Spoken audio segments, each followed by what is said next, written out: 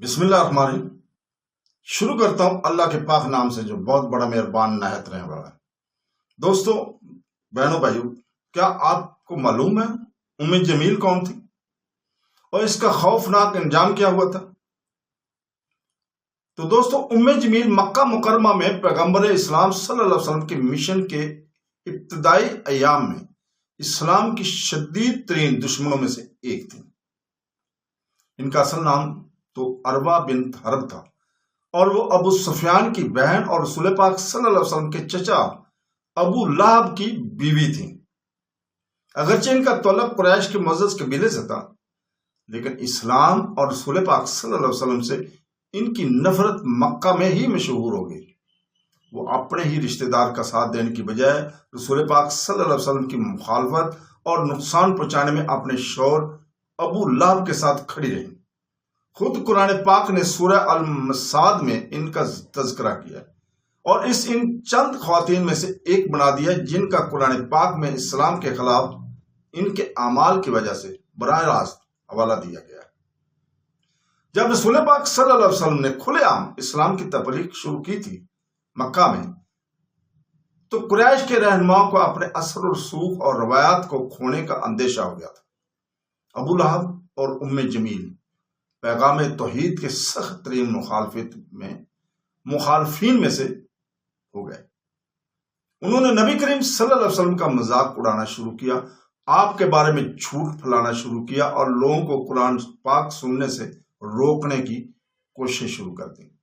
اللہ تعالیٰ نے ابو لہب اور اس کی بیوی کے بارے میں سورہ المصد نازل فرمائی، جس میں اللہ تعالیٰ فرماتا ہے ابو لہب کے ہاتھ تباہ ہو جائیں اور وہ ہلاک ہو جائے، اس کا مال اور فائدہ اسے کچھ بھی فائدہ نہ دے سکا، وہ بھڑکتی ہوئی آگ میں جلے گا، اور اس کی بیوی بھی لکڑیاں اٹھانے والے اس کے گلے میں کھجور کی رسی ہوگی۔ یہ سورہ لہب ہے جس کا نام سورہ المصاد بھی ہے۔ 111 نمبر آیت میں یہ آیت ان کے برے سلوک اور ان کی منتظر عذاب کے بارے میں واضح تنبیہ کرتی ہے۔ ام جمیل کو آگ کی لکڑیاں اٹھانے والی کہا جاتا تھا کیونکہ وہ ان راستوں میں کانٹے اور تیز شاخیں ڈالتی تھی جہاں رسول پاک صلی اللہ علیہ وسلم چلتے تھے۔ خاص طور پر آپ کے گھر کے قریب کانٹے پھیلاتی تھی، جیسے کیکر کے کانٹے۔ آپ کو زخمی کرنے کی امید میں اس نے مکہ کے لوگوں کو اسلام سے دور کرنے کے لیے ان میں گپ شپ، غیبت اور نفرت بھی پھیلانی۔ اسلامی اسکالرز وضاحت کرتے ہیں کہ جملہ نبی کریم صلی اللہ علیہ وسلم کے خلاف جمیلہ نبی کریم صلی اللہ علیہ وسلم کے خلاف دشمنی اور بدعنوانی کی آگ کو بھڑکانے میں ان کے کردار کی علامت بھی ہے۔ اپنے اثر و رسوخ کو بھلائی کے لیے استعمال کرنے کی بجائے اس نے مومنوں کو نقصان پہنچانے اور ان کی توہین کے لیے استعمال کیا۔ سورہ مست کے نازل ہونے کے بعد ایک مشہور واقعہ پیش آیا۔ ام جمیل کو یہ آیت سن کر غصہ آیا جب اس نے اپنی اور اپنے شوہر کی مذمت کی۔ ہاتھ میں ایک پتھر اٹھائے وہ کعبہ کے قریب رسول پاک صلی اللہ علیہ وسلم پر حملہ کرنے کے ارادے سے تلاش کرتی چلی گئی۔ اس وقت رسول پاک صلی اللہ علیہ وسلم حضرت ابو بکر صدیق رضی اللہ تعالیٰ عنہ کے پاس بیٹھے ہوئے تھے۔ تاہم اللہ تعالیٰ کی حفاظت سے وہ رسول پاک صلی اللہ علیہ وسلم کو نہ دیکھ سکیں، حالانکہ آپ سیدھے ابو بکر صدیق رضی اللہ تعالیٰ کے پاس بیٹھے ہوئے تھے۔ اس کی بجائے اس نے صرف ابو بکر کو دیکھا اور جانے سے پہلے غصے سے رسول پاک صلی اللہ علیہ وسلم کے خلاف توہین امیز اشعار پڑھنے لگی۔ یہ واقعہ اللہ تعالیٰ کے رسول کی حفاظت کی علامت بن گیا۔ ام جمیل اور ابو لہب کی نفرت برسوں تک جاری رہی۔ انہوں نے جشن منایا جب حضور پاک صلی اللہ علیہ وسلم کے جوان بیٹے انتقال کر گئے اور انہیں ابتار کہہ کر بے دردی سے ان کا مذاق اڑایا گیا، جس کا مطلب کوئی اولاد نہیں ہے۔ اس کے جواب میں اللہ تعالیٰ نے سورہ کوثر نازل فرمائی۔ اللہ تعالیٰ سورہ کوثر میں کی آیت نمبر 3 میں فرماتا ہے، جس کا ترجمہ ہے بے شک تمہارا دشمن ہی کٹا ہوا ہے۔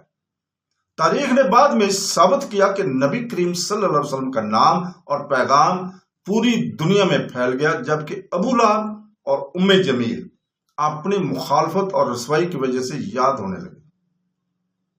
برباد ہو گیا۔ ابو لہب کا انجام بھیانک تھا۔ غزوہ بدر کے بعد وہ ایک دردناک اچھوت کی بیماری میں مبتلا ہو کر بری طرح فوت ہو گیا تھا۔ بیماری اور بدبو کی وجہ سے لوگ اس کے جسم کے قریب جانے سے ڈرتے تھے۔ تاریخی روایت میں بتایا گیا کہ آخرکار ان کی لاش کو ذلت امیز طریقے سے دفن کیا گیا اور ام جمیل کو بھی رسوائی اور مصائب کا سامنا کرنا پڑا۔ اپنی دولت اور غرور کے باوجود وہ تکبر اور نفرت کی مثال بن کر تباہی کا باعث بنی۔ اس کے گلے میں رسی ڈالنے کی قرآنی وضاحت کو علماء نے آخرت میں ذلت اور عذاب کی علامت سمجھا ہے۔ ام جمیل کی کہانی فخر، حسد اور حق کی طرف دشمنی کے خطرے کے بارے میں ایک اہم سبق ہے۔ اسلام مومنوں کو غیبت کرنے، دوسروں کو نقصان پہنچانے اور نفرت پھیلانے سے بچنے کی تعلیم دیتا ہے۔ اللہ تعالیٰ فرماتا ہے، بے شک اللہ متکبر اور غرور کرنے والوں کو پسند نہیں کرتا۔ سورہ نساء کی آیت نمبر 36۔ رسول پاک صلی اللہ علیہ وسلم نے بھی یہ فرمایا، جو اللہ اور یوم آخرت پر ایمان رکھتا ہے اسے چاہیے کہ اچھی بات کرے یا خاموش رہے۔ ام جمیل کی زندگی اور عبرتناک انجام ہمیں یاد دلاتا ہے کہ دنیاوی حیثیت اور دولت کسی شخص کو اللہ تعالیٰ کے فیصلے سے نہیں بچا سکتی۔ سچی عزت ایمان، عاجزی اور اچھے کردار سے ملتی ہے، جبکہ نفرت اور تکبر دنیا اور آخرت میں رسوائی کا باعث بنتا ہے۔ دوستو، بہنوں، بھائیوں، بزرگوں، ہم اس کے ساتھ ہی اجازت چاہیں گے اور ہم انشاءاللہ تعالیٰ کل اپنی 44 نمبر جو قسط ہے، ایپیسوڈ ہے، اس میں بیان کرنے جا رہے ہیں کہ وہ زینب کون تھی۔ وہ زینب کون تھی؟ مسامات زینب اس کا نام تھا۔ وہ کون تھی جس نے پیغمبر اسلام حضور پاک صلی اللہ علیہ وسلم کو زہر دینے کی سازش کی تھی؟ کل کے ایپیسوڈ میں آپ دیکھیے، سنیے۔ اللہ حافظ۔